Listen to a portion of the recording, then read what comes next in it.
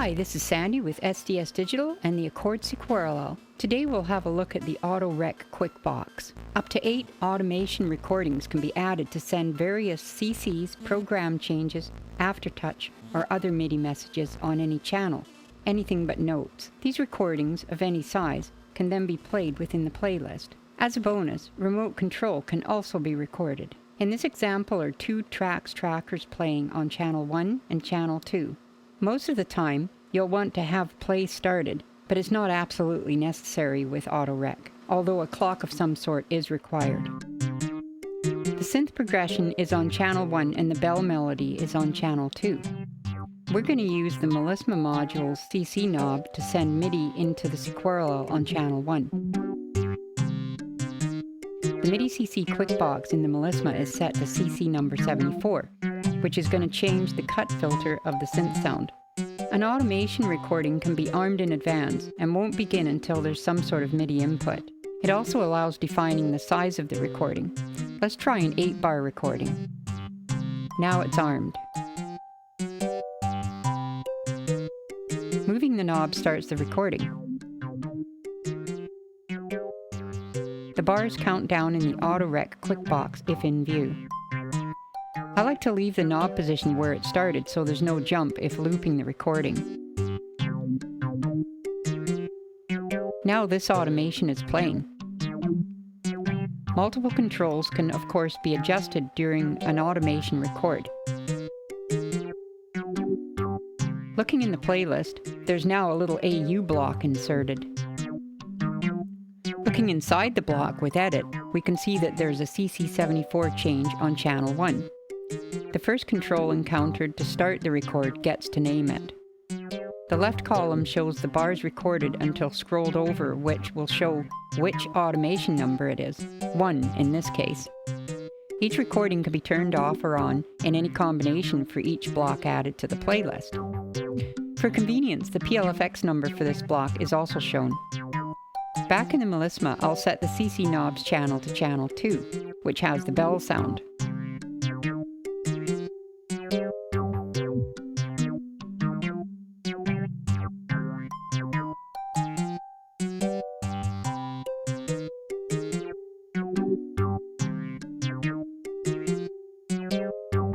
CC7 will adjust the overall volume of channel 2.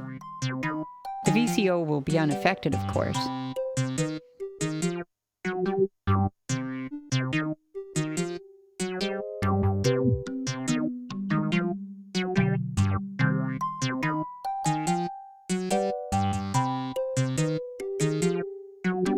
So, arming AutoRec again, we'll select next available number, which is 2.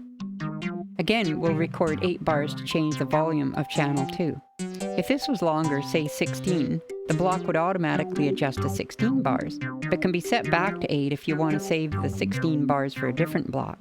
Once again, you can see the countdown of bars that are left.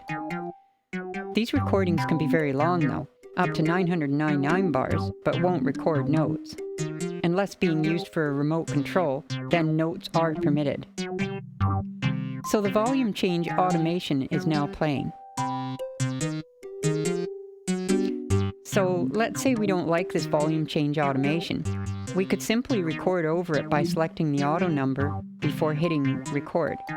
Or we can use the new for version 1.6 delete quick box. Before doing this, it's important that you delete the right one, so we'll go over to the playlist and verify that.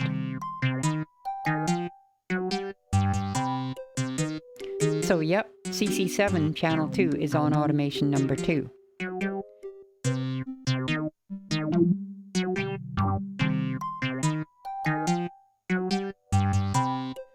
So selecting auto number 2, then hitting delete removes it, freeing up automation number 2 for a different recording.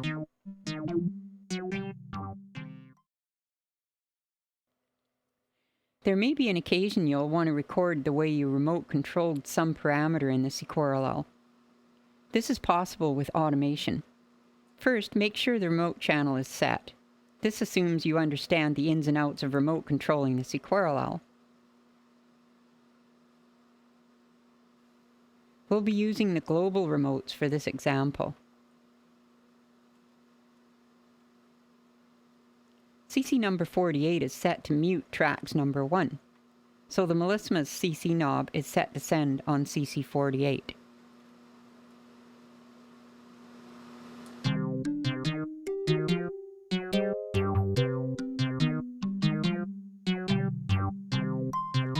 Ideally, this should be a CC switch rather than a knob though, because it updates the display very quickly and puts a big load on the processor. But for expediency, I'm using the knob anyway. With tracks 1 in view, you can see it mute with the little X. So let's record a muting automation. 8 bars. A momentary CC switch would be easier to operate too, for muting.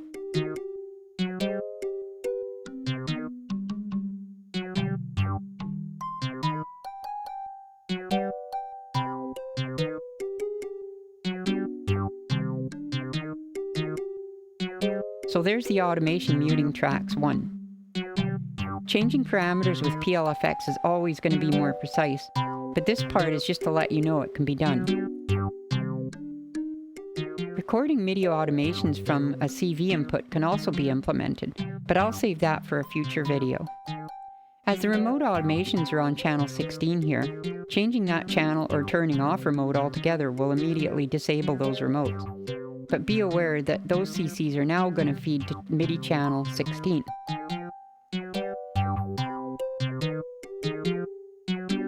Now I'll set up the Melisma to send hold pedal on-off states on channel 2, extending the length of the bell sounds.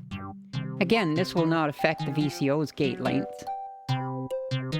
It's important that you don't record the same CC on the same automation at the same time, or they'll conflict and may result in unpredictable behavior of your synth.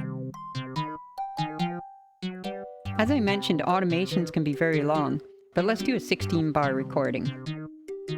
This would be good using a MIDI hold pedal that actually sends MIDI, but could also be done with a gate input to CC5 or CC6 inputs, or CKO input, if configured that way.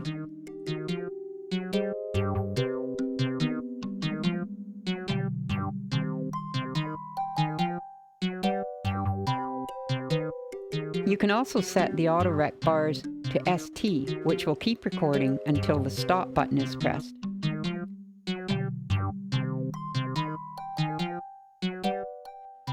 Almost finished. The reason I did this was to show how the length of an automation block can be shortened to terminate whatever effects it is controlling.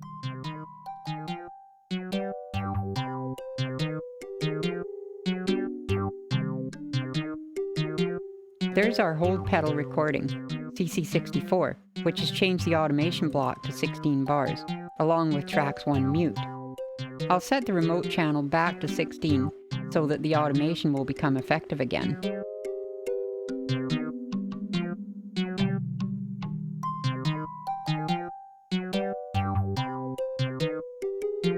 So the automation block can be set to any length from 1 bar to 999 bars, and as I have shown in a previous video, can be simply used to implement some PLFX without any recording in place.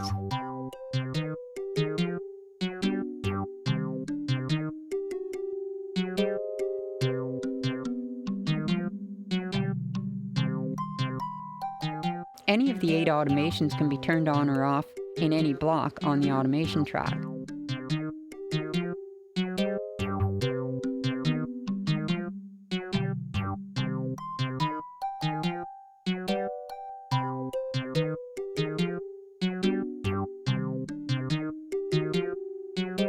So the top block is now 4 bars.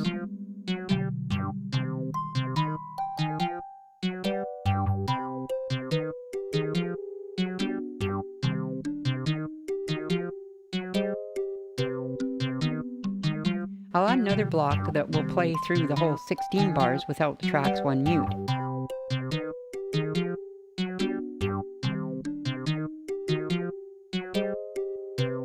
But, as it turns out, after 4 bars the tracks 1 mute was still on, effectively muting it ever after, or at least for 16 bars of the next block.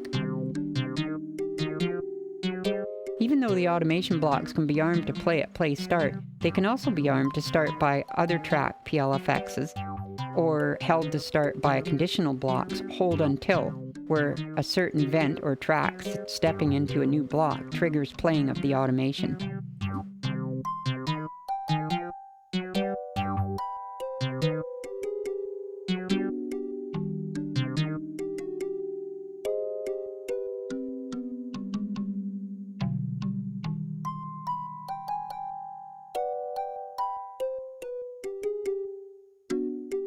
Well, that's it for the automation recorder. Please update to version 1.6 or higher to get the delete button in AutoRec, because that's not in any versions before that. Thanks for watching.